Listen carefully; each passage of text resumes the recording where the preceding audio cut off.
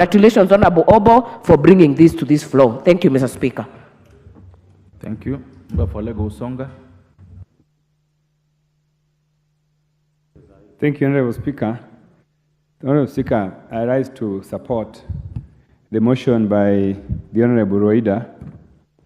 Honorable Speaker, let me say that the role of the military in public affairs, Honorable Speaker, has expanded a great deal in the recent past.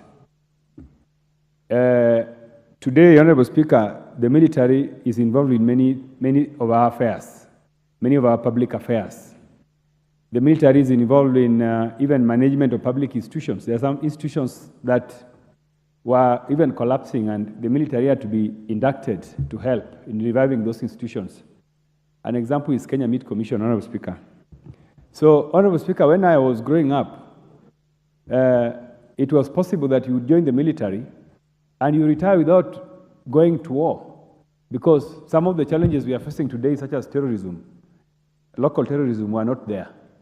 So today, the military is doing much more than in the past.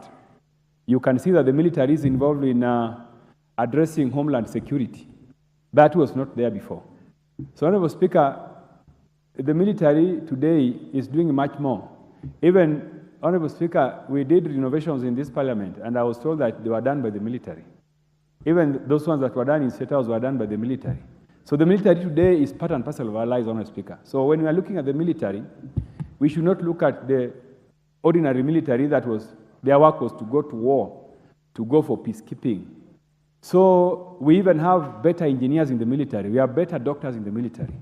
So as a country, Honorable Speaker, we need to look at the military as that arm of government or that department of government that can do much more. And I believe the military can do much more. Honorable Speaker, therefore, there is need for the country to look at, to take care of the military more than it has happened before. Honorable Speaker, you see, right now we are even having a doctor strike. If we had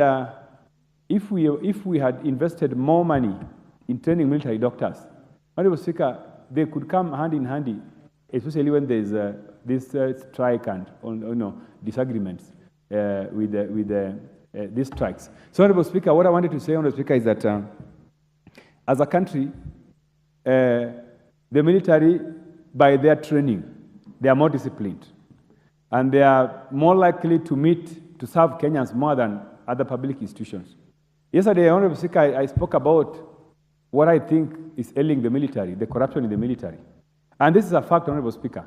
If you look at even the way the military officers are being hired today, they are being hired politically, yet the military is supposed to remain apolitical. It's supposed to be an institution that does not serve any political interest. But when it comes to hiring, you find that politicians like us are running around with recruitment forms and just picking people all over, and sending them there. We are actually spoiling a very serious institution that is supposed to serve Kenyans without any political bias. So, Honorable Speaker, what I wanted to say, in short, is that we should not tire from talking about some of these things, because we need to ensure that the military remains a serious institution. Honorable Speaker, if you look at countries like Zimbabwe, they respect the military and even the veterans. I am a fan. I remain a very strong fan of the former president of Zimbabwe, Robert Mugabe, who decided that the veterans of the military had to own land. He took land from the British settlers and gave them to the veterans of war veterans in Zimbabwe.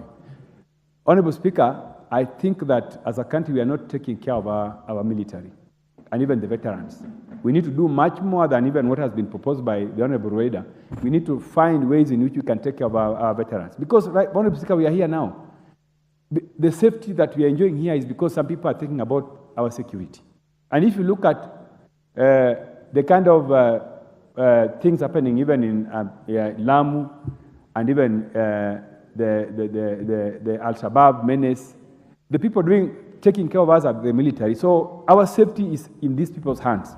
So as a government, we need to do much more, take care of their families, and etc. And lastly, Honorable Speaker, about the recent accident that claimed